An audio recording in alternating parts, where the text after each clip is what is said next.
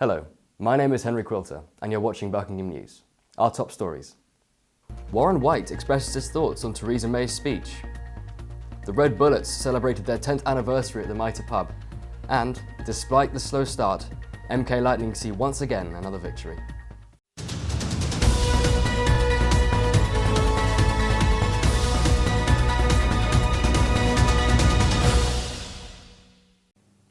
The 2017 Conservative Congress was held last week. It made headline news, though probably not for the reasons they'd hoped. Kezia Fentiman spoke to local Conservative councillor Warren White about the topic. Theresa May's failed gamble for a snap general election in June continues to haunt her as voters analyse her every move. The Prime Minister's speech last week triggered a huge reaction from supporters of all parties and national newspapers who criticised the speech and labelled it a disaster. Particularly in competition with her biggest rival, Jeremy Corbyn. Her party members continue to support her and the speech she delivered. It was a great speech, but unfortunately no one's talking about it. They're talking about coughs and dodgy signs. There's always going to be leadership crisis, as you say, in any party. There's a tendency for very popularist type policies which play on people's desires for instant gratification. But when you're trying to sell a sensible and progressive agenda that's based on good education, hard work and aspiration, that is unfortunately trumped by lots of free sweeties from the opposition at the moment.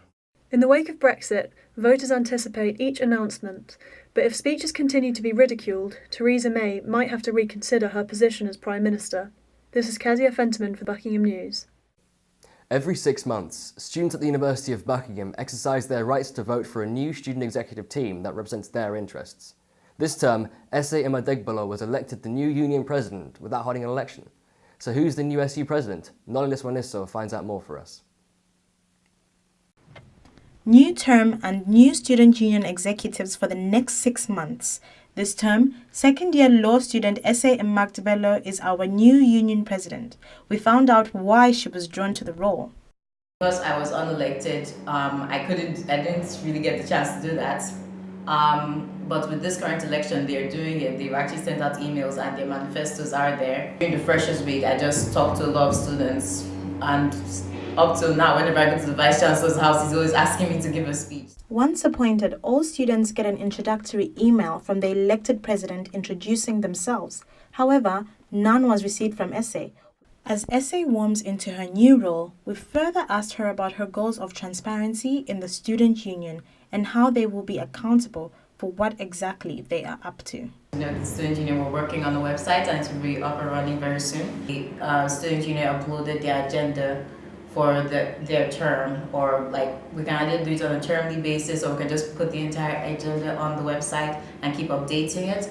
But at the same time, we try to make students aware of what changes we're making. So there we have it. As Ese begins her new term as student union president, we hope we can see more from her here at the University of Buckingham.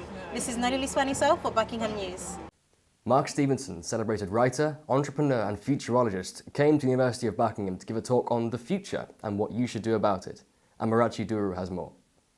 Mark Stevenson is a British author, businessman, public speaker, and futurologist. He is well known for his best-selling book, An Optimist's Tour of the Future, and has recently published a new book.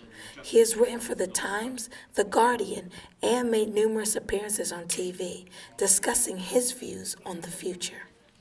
Here at the Vice Chancellor's house, where many fireside talks are held, Mark Stevenson is here to give us an insight on what the future holds. Democracy is broken, isn't it not? If you look at democracy in the 18th century in the UK, basically you had two political parties fighting it out in one room in Westminster. If you look at democracy in 2017 in the UK, it's basically two political parties fighting it out in Westminster. Don't accept the story of the future you're being told by the generation above you. Build something better. With the talk being such a success, hopefully the younger generation will look more into their future. This is Amarachi Duru for Buckingham News. In other news, police have released images of a man who was caught masturbating in Bourton Park, Buckingham, in the early morning of Monday, 2nd October. The suspect, who was wearing a dark grey hoodie, jeans and dark trainers, exposed himself to a passerby asking her for a tissue before fleeing in the direction of a nearby primary school. Police are urging anyone with more information to call the Thames Valley Police non-emergency number on 101, quoting reference 431 431-702-91488. The reference again, 431-702-91488. And now, over to sport with Catherine Matthews.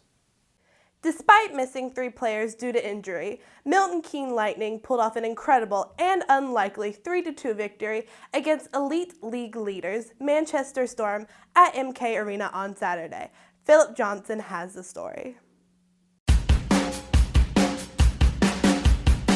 Despite the first period lacking in any form of intense play, both teams re-emerged for the second period revitalised. The first signs of excitement came with Storm's opening goal from forward Shane Backer. This was then followed up by a well-timed rebound from Matt Becker, increasing the Storm's lead to 2-0.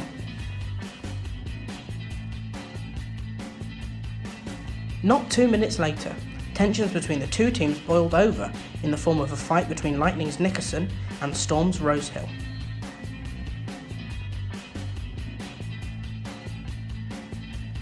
For their efforts, both players received a 5-minute fighting penalty. Determined not to be beaten so easily, Lightning scored their own first and second goals in quick succession, bringing the score to 2-2 and opening up the game.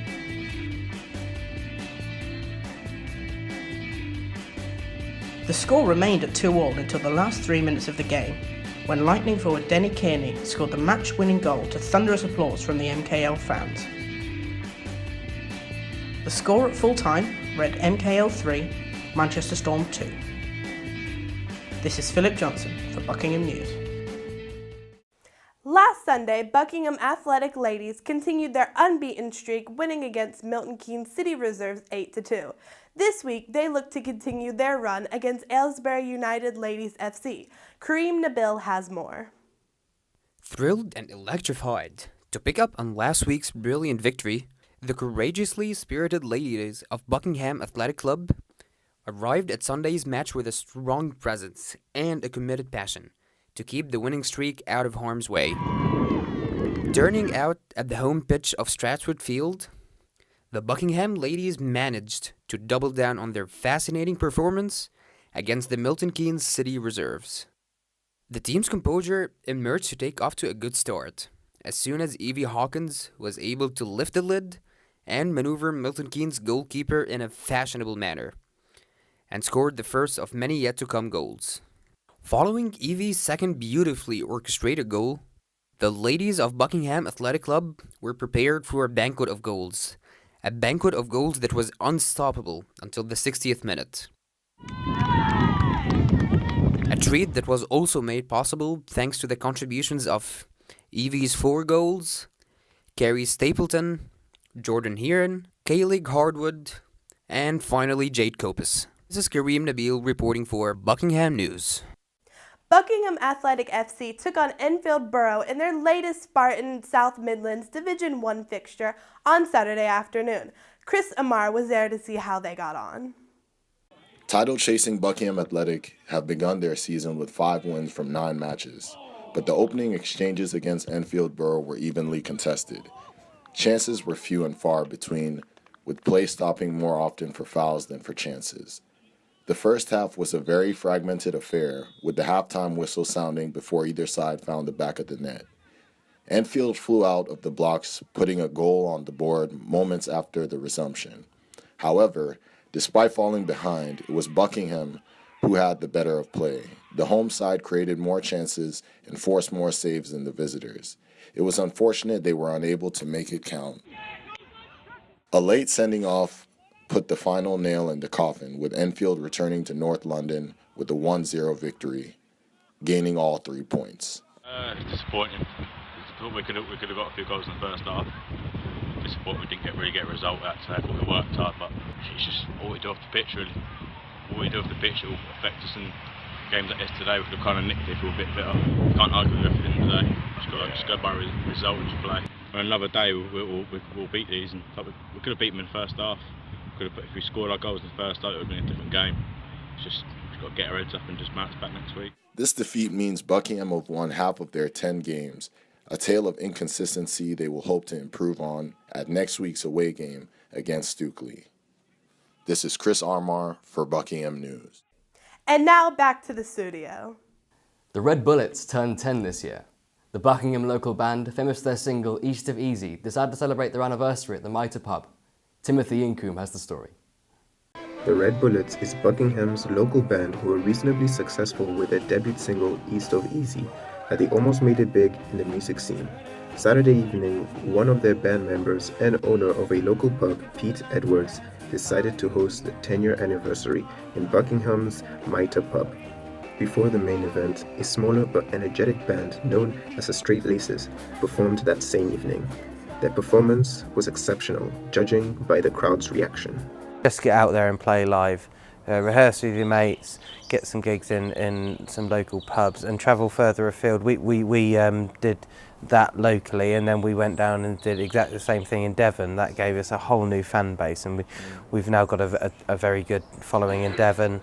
We did the London thing as well, but it's getting into small pubs, playing in front of the public, and people are very receptive and very supportive, and they want to support new music. The performance tonight turned out to be a success as the Red Bullets performed at Mitre Pub. The locals really enjoyed themselves. This is Timothy Incoom, and this is Buckingham News. A new study suggests that playing video games might have positive effects in real life. Liv Parcell managed to drag some gamers away from their screens to find out their thoughts on the matter. Most people would discourage a high amount of usage playing video games, as it is typically seen as antisocial or bad for your health. But with the new research claiming that gaming is able to boost your brain power and ability to learn new dynamics of sensory tasks, the stigma on playing video games may be changing. To gain a deeper understanding of how this works, we spoke to the students of Buckingham University. Has your hand-eye coordination improved since you started playing video games? I don't think so, no. Gaming in general, I don't think it's done anything. No. No. No. Yeah, I think so. Do you believe that playing video games helps you with your classwork? Definitely not. No? No. No. No, it really doesn't. Have your reflexes improved? Maybe, yeah. No. I don't think so. Not really. Yes. Does playing video games really improve the quality of your life? The choice is up to you.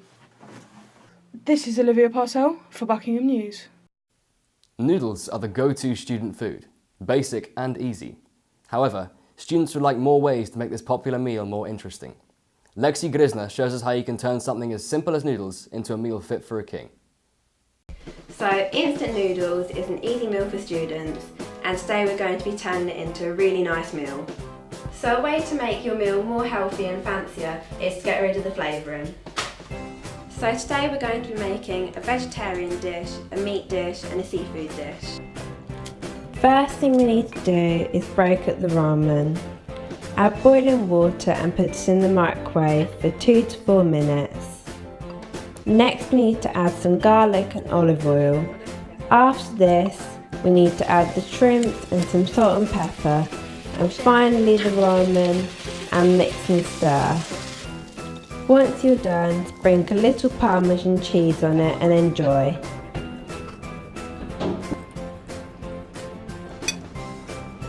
And now we're on to the meat dish.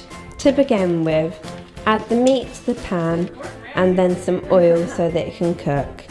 Add some salt and pepper and garlic.